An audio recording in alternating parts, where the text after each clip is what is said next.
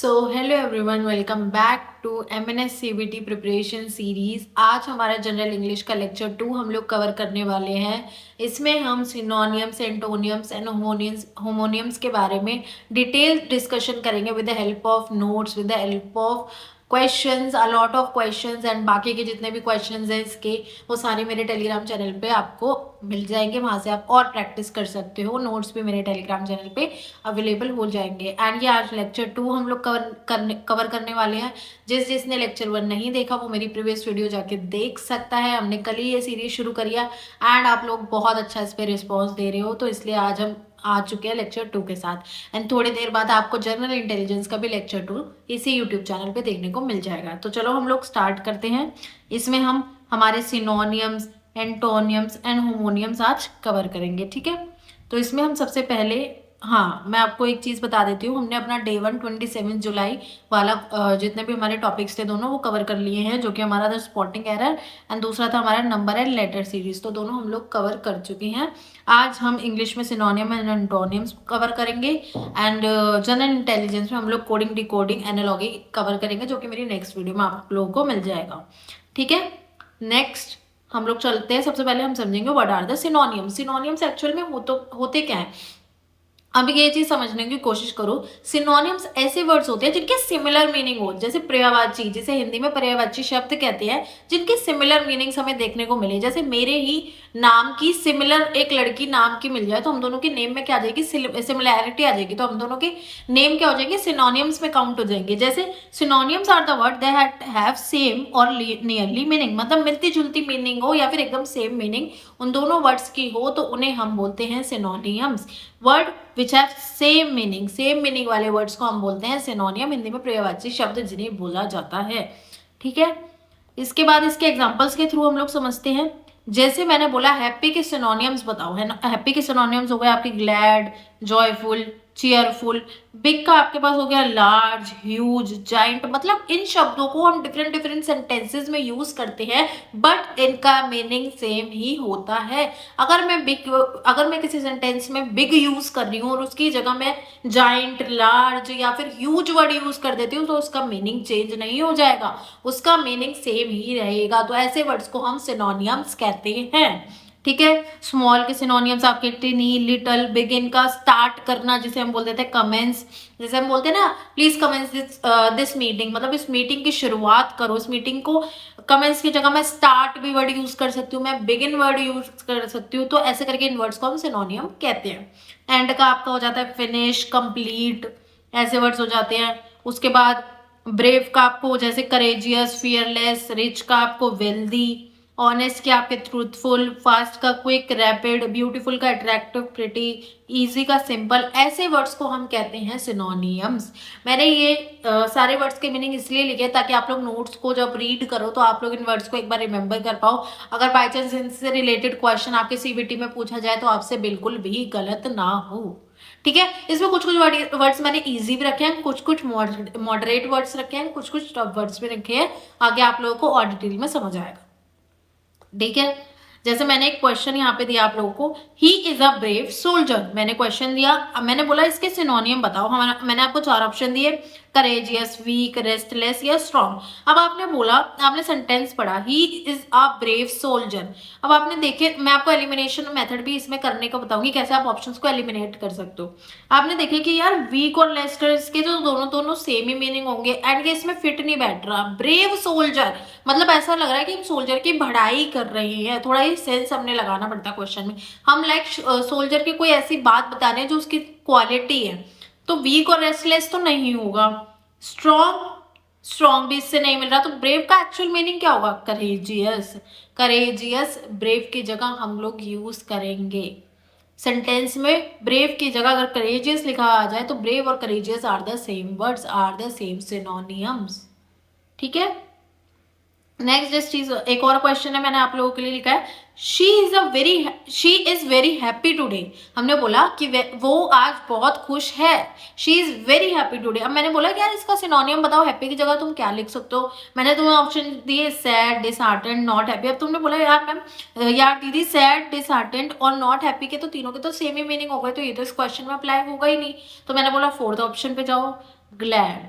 तो हैप्पी की जगह हम क्या लिख सकते हैं, ग्लैड। ऐसे करके हम एलिमिनेट करते हैं ऑप्शंस को, ठीक है। तो she is very glad today, glad, happy, joyful, ये सारे ऐसे वर्ड्स होते हैं जिनकी सिमिलर मीनिंग्स होती है एंड इन्हें हम बोलते हैं सिनोनियम्स। तुम सिनोनियम से ऐसे भी याद रखते हो, ऐसा आ रहा है ना वर्ड, जैसे मैंने यहाँ पे लिखा सिनोनियम, तो इसी का जो एस वर्ड आ रहा है इससे तुम याद रख सकते हो सिमिलर वर्ड्स जिनकी सेम मीनिंग होती है, ठीक है। सिमिलर, सेम मीनिंग, ऐसे करके तुम एस से भी याद रख सकते हो, ठीक है। नेक्स्ट इंपॉर्टेंट सिनोनियम मैंने तुम्हारे सीबीटी के लिए इसी वीडियो में कवर कर दिया, तुम लोग यहाँ इन्हें अच्छी तरह याद कर लेना। जैसे अबंडन, अबंडन मतलब किसी चीज को छोड़ देना, लीव कर देना, अबंडन मतलब किसी चीज को लीव कर देना, सेम मीनिंग है दोनों वर्ड्स का। एबिलिटी मेरे अंदर की क्षमता, स्किल कितनी है मेरे अंदर, एक्यूरेट, करेक्ट, हम बोलते हैं ना ये आंसर बिल्कुल एक्यूरेट है, ये ऑप्शन बिल्कुल एक्यूरेट है, मतलब ये ऑप्शन बिल्कुल सही है, ठीक है।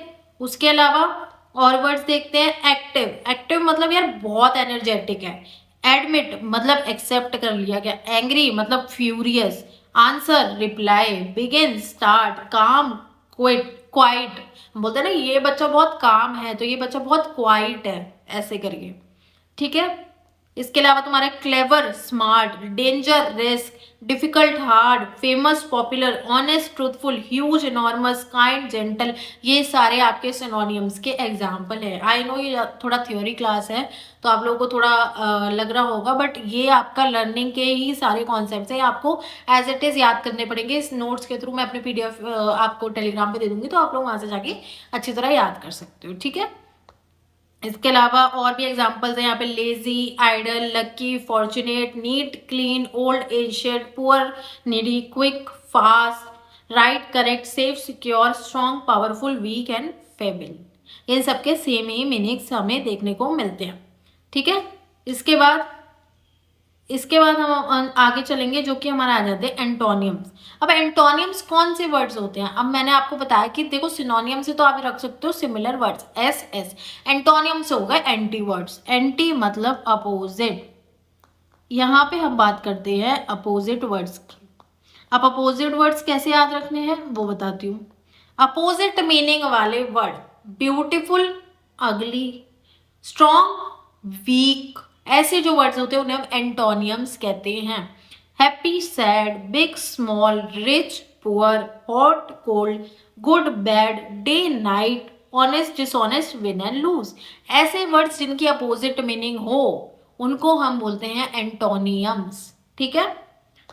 इसके जैसे मैंने तुम्हें दो क्वेश्चन के थ्रू एग्जाम समझाती हूँ। जैसे मैंने बोला ही इज रिच, मैंने बोला यार इसका अपोजिट वर्ड बताओ, तुमने कहा ठीक है हम चार ऑप्शन में से देखते हैं। ग्रेट, वेल्दी, पुअर या इनसिक्योर, तुमने बोला ग्रेट और वेल्दी तो हो नहीं सकता, दोनों के सेम सेम ही मीनिंग है लगभग लगभग, ठीक है। इनसिक्योर भी नहीं हो सकता, तो इसमें फिट कौन सा बैठ रहा है, पुअर, मतलब ही इज रिच, वो अमीर है, तो अमीर की जगह मैंने बोला तुम इसका अपोजिट क्या लिखोगे, अब अमीर की जगह तुम अपोजिट तो गरीब ही लिखोगे ना, तो गरीब को इंग्लिश में क्या बोलते हैं, तो गरीब को इंग्लिश में बोलते हैं पुअर, तो इसके हो गए एंटोनियम, ठीक है। तो अगर मैं बोलती कि यार इसका सिनोनियम बताओ, तो तुम इसकी जगह वेल्दी लिख सकते थे कि वो अमीर है, वेल्दी है, उसके पास वेल्थ अच्छी है, ऐसे करके वर्ड्स उसके सिनोनियम हो जाते। लेकिन मैंने बोला एंटोनियम बताओ, तो एंटोनियम में इसका आया पुअर, ठीक है। स्ट्रॉन्ग का एंटोनियम, अब स्ट्रॉन्ग है कोई शक्तिशाली है तो उसका एंटोनियम तो वीक ही होगा ना, मतलब वो कमजोरी होगा ना, तो इसका आंसर आ जाएगा वीक। और बाकी तुम वर्ड देखोगे पावरफुल और करेजियस सेम सेम मीनिंग हो गए, हेल्दी भी एक तुम्हारा एक्सक्लूड कर दोगे तुम ऑप्शन में से, तो आंसर आएगा तुम्हारा वीक, ठीक है।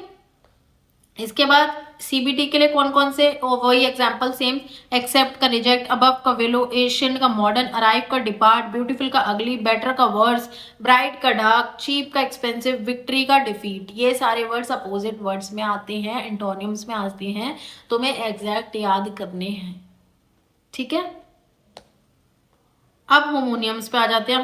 होमोनियम्स कौन से होते हैं, देखो एंटोनियम और सिनोनियम तो तुम लोगों को पता होंगे, मतलब ऐसी चीजें हैं जो तुम लोगों को तुमने अपनी प्रीवियस क्लासेस में भी, जूनियर क्लासेस में भी पढ़े होंगे। लेकिन होमोनियम्स एक नया वर्ड आता है, होमोनियम एक थोड़ा अलग कॉन्सेप्ट आ जाता है इन दोनों में से, उसको मैं डिटेल में समझाती हूँ। होमोनियम्स कौन से वर्ड्स होते हैं, तो homonyms have the same pronunciation और स्पेलिंग बट डिफरेंट मीनिंग। होमोनियम एक ऐसे वर्ड्स होते हैं जिनकी प्रोनाउंसिएशन भी सेम हो, स्पेलिंग भी सेम हो, लेकिन मीनिंग अलग अलग हो, मतलब एक ऐसा वर्ड जो दो मीनिंग लेके निकले। जैसे मैंने कोई वर्ड लिखा और इसके अगर मुझे दो मीनिंग मिल रहे हैं, मीनिंग 1 एंड मीनिंग 2, तो मैं उसको होमोनियम बोलूंगी, लेकिन दोनों में स्पेलिंग तो सेम है, तभी मैं उसे होमोनियम बोलूंगी। होमो मतलब सेम, सेम स्पेलिंग वाले वर्ड्स लेकिन मीनिंग अलग, दो मीनिंग आ रही है, उनको हम होमोनियम्स बोलते हैं। प्रोनाउंसिएशन भी सेम है, स्पेलिंग भी सेम है, लेकिन दो डिफरेंट मीनिंग है, तो उन्हें हम बोलेंगे होमोनियम्स। ठीक है। अब जैसे मैंने यहाँ पे एग्जांपल लिखा बैट का, अब बैट के दो डिफरेंट एग्जांपल है। एक बैट हो गया तुम्हारा चमगादड़ जो कि एनिमल में काउंट हो गया, और एक बैट तुम्हारा हो गया क्रिकेट वाला जिससे तुम बैटिंग करते हो। तो यार स्पेलिंग तो सेम है, प्रोनाउंसिएशन भी सेम है, लेकिन मीनिंग तो दोनों की अलग अलग है। तो ऐसे वर्ड्स को हम बोलते हैं होमोनियम्स। ठीक है। ऐसे और भी वर्ड्स है, देखो मैंने लिख रखे हैं यहाँ पे। जैसे तुम्हारे बैट का मैंने बताया एक एनिमल में काउंट हुआ, एक तुम्हारा क्रिकेट बैट में काउंट हुआ। बैंक का बताया, एक फाइनेंशियल इंस्टीट्यूशन बैंक जहाँ से तुम पैसे विड्रॉ करते हो, डिपॉजिट करते हो। दूसरा रिवर साइड बोलते हैं ना, bank of the river, river के किनारे वाली साइड जो होती है उसे हम बैंक बोलते हैं। वॉच एक जो तुम्हारी टाइम को देखने के लिए काउंट होती है, एक जो तुम्हारा ऑब्जर्व करने का, दैट आई एम वॉच। जब टीचर हम लोग स्कूल में होते थे, हम बहुत शरारत करते थे, तो टीचर हमें नहीं कहती थी I am watching you guys, तो मैं तुम्हें देख रही हूँ। ये वॉच अलग हो गया, और एक टाइम वाला वॉच अलग हो गया। ठीक है। वेल एक हो गया यार आर यू वेल, क्या तुम ठीक हो, क्या तुम हेल्दी हो। और एक हो गया तुम्हारा वाटर सोर्स वाला, जो तुम्हारा वो बोलते हैं हम लोग कुआं, कुआं वाला वेल हो गया एक। ठीक है। तो ये मैं तुम्हें होमोनियम्स है कि यार इन दोनों की स्पेलिंग सेम है, प्रोनाउंसिएशन सेम है, लेकिन दो डिफरेंट मीनिंग्स, सेंटेंस में दो तरीके से हम इसे एक्सप्रेस कर सकते हैं, इन्हें हम बोलते हैं होमोनियम्स। ठीक है। नेक्स्ट, जैसे मैंने तुम्हारे लिए कुछ क्वेश्चंस भी यहाँ पे लिखे हैं। Choose the synonym of meticulous. Meticulous का एग्जैक्ट सिनोनियम क्या होगा? सिनोनियम मैंने क्या बताया, सेम मीनिंग होनी चाहिए। ठीक है, सेम मीनिंग ढूंढते हैं। Careless, lazy, confuse. अब तुम तीन ऑप्शन को ना जरा गौर से देखो, केयरलेस, लेजी और कंफ्यूज, ये तीनों तीनों के तुम्हें कुछ सिमिलर सिमिलर मीनिंग नहीं दिख रहे, तो यार ये तो ऑप्शन नहीं होगा, इसका ऑप्शन होगा थोरो। थोरो इज द राइट आंसर। अब थोरो इसका राइट आंसर क्यों होगा, उसकी एक्सप्लेनेशन देती हूँ। देखो मेटिकुलस कौन से वर्ड्स होते हैं, इसका आंसर हो गया थोरो, इसका मतलब सिनोनिम हो गया thorough. Very carefully observing things, attention paying. ऐसे लोग जो बहुत अच्छी तरह किसी चीज को ऑब्जर्व करते हैं, बहुत अच्छी तरह किसी कॉन्सेप्ट को अटेंशन से पढ़ते हैं, उनको हम मेटिकुलस बोलते हैं। थोरली किसी चीज को पढ़ना, थोरली किसी कॉन्सेप्ट को पढ़ना, तो मेटिकुलस का सिनोनियम होता है थोरो। ठीक है। क्योंकि ये वाले क्वेश्चन में हम देखेंगे एंटोनियम ऑफ बेनेवोलेंट। बेनेवोलेंट का एंटोनियम मतलब अपोजिट वर्ड। मैंने कहा चलो ठीक है ऑप्शंस पे चलते हैं। Kind, generous, helpful. तुमने बोला यार इन तीनों का तो सेम ही मीनिंग है, तो इसका ये तो इसके सिनोनियम्स हो गए। अब बचा कौन सा, क्रूअल। अब बचा कौन सा ऑप्शन, हमारे पास ऑप्शन बचा क्रूअल, तो तुमने बोला इसका जो एंटोनियम होगा वो होगा क्रूअल। ठीक है, तो इसका जो एंटोनियम हो गया वो हो गया क्रूअल। बेनेवोलेंट का एंटोनियम होगा क्रूअल और सिनोनिम्स होगा काइंड, जेनरस एंड हेल्पफुल। ठीक है। इसके बाद नेक्स्ट पे चलते हैं। Closest synonym of scarce. Scarce का क्लोजेस्ट सिनोनियम ऑप्शन पे चलो, rare, plenty, ordinary, frequent. Scarce का जो सिनोनियम होता है उसको हम बोलते हैं rare. Rare is the synonym of the scarce. मतलब ऐसी कोई चीज जो कि मतलब हमें बहुत रेयर देखने को मिल रही है, बहुत कभी कभी देखने को जो चीज मिलती है ना स्कार्स, उसका जो सिनोनियम होता है वो होता है आपके पास रेयर। ठीक है। इसके बाद नेक्स्ट चीज पे चलते हैं। Next question, which sentence correctly uses the homonym bark. Homonym bark कौन सा सेंटेंस करेक्टली इसमें यूज कर रहा है, तो इसमें आया the bark of the tree is tough. ठीक है जी, ये सेंटेंस ठीक है। जो ट्री की बार्क होती है वो बहुत ज्यादा टफ होती है, तना, तना जिसे हम हिंदी में बोलते हैं। The dog began to bark loudly, ये भी ठीक है भाई, बार्क भौंकने को भी कहते हैं। तो होमोनियम कौन से हो गए, तो दोनों सेंटेंस में बार्क वर्ड देखो सेम स्पेलिंग है, सेम प्रोनाउंसिएशन है, दोनों सेंटेंस में अलग अलग मीनिंग दिखा रहा है, तो ऐसे वर्ड्स को हम होमोनियम बोलते हैं। तो दोनों सेंटेंस आपके बिल्कुल ठीक है। ठीक है। नेक्स्ट हम लोग चलते हैं। Which word is the homonym in the sentence the watch is expensive so watch it carefully. अब इसमें तुम्हें होमोनियम वर्ड बता रहे हैं। देखो इसमें दो बार वॉच का यूज हुआ है, वॉच एंड वॉच। एक जगह बोला कि वॉच बहुत एक्सपेंसिव है, ठीक है, घड़ी है मेरे पास, घड़ी बड़ी एक्सपेंसिव है और उन्होंने बोला वॉच इट केयरफुली, ध्यान से देखो। घड़ी बहुत ज्यादा एक्सपेंसिव है, उसको ध्यान से रखो या ध्यान से देखो, ये सेंटेंस है। तो वॉच का 2 बार यूज हो रहा है, अलग अलग मीनिंग के थ्रू यूज हो रहा है, स्पेलिंग सेम है, प्रोनाउंसिएशन सेम है, होमोनियम वर्ड, इसमें तुम्हारा वॉच निकल के आएगा। ऐसे में हम होमोनियम्स चेक करते हैं, ठीक है। नेक्स्ट, अब मुझे इसका आंसर तुम लोग कमेंट सेक्शन में दोगे। Choose the antonym of hostile, मैंने 4 ऑप्शन तुम्हें दिए हैं, फ्रेंडली, हार्श, डेंजरस, वायलेंट। ये बोनस क्वेश्चन है तुम लोगों के लिए, इसका कमेंट मुझे तुम कमेंट में आंसर देके जाना, फिर मेरे को समझ आएगा तुम लोगों को कितना समझ आया है नहीं है। जो कमेंट में रिस्पॉन्स करता है ना, वो मुझे पता चलता है कि ध्यान से वीडियोज देख रहा है, ध्यान से अपनी सीबीटी की प्रिपरेशन कर रहा है, उसके अंदर पूरी जिल है, थ्रिल है पूरी पूरी तरह से कि हाँ मुझे सीबीटी क्रैक करना है अगर मेरा शॉर्ट लिस्टिंग में नाम आएगा तो। एंड ट्रस्ट में, अगर पूरी तरह अच्छे से पढ़ाई करोगे ना तो कोई नहीं रोक सकता यार एमएनएस में तुम्हारा सिलेक्शन होने से, ठीक है। ये भी तुम्हें मैं एक क्वेश्चन दे रही हूँ, दोनों क्वेश्चन के आंसर मुझे देके जाना।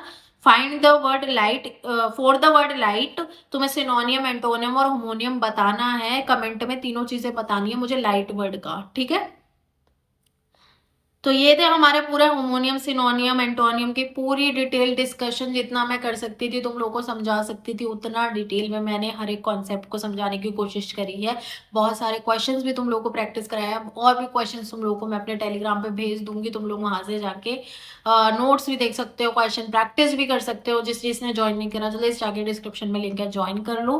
एंड नोट्स वर्कशीट तुम्हें मेरे टेलीग्राम पे मिल जाएगी, तो तुम्हें कोई टेंशन लेने की जरूरत नहीं है। मैं डेली क्लासेस ले रही हूँ, जल्दी से जल्दी एमएनएस सीबीटी का पूरा सिलेबस एकदम उड़ा देंगे, अच्छी तरह या एकदम कर लेंगे। देखो यार ये मेरी फील्ड भी नहीं है, फिर भी मैं तुम लोगों को ट्राई कर रही हूँ पढ़ाने का जितना कर सकती हूँ, क्योंकि मैं नीट की स्टूडेंट हूँ, मैंने एम्स वगैरह का एग्जाम दिया, तो मेरा पीसीबी बैकग्राउंड है लेकिन मैं तुम लोगों की जितनी हेल्प कर सकती हूँ उतनी हेल्प करने की कोशिश कर रही हूँ।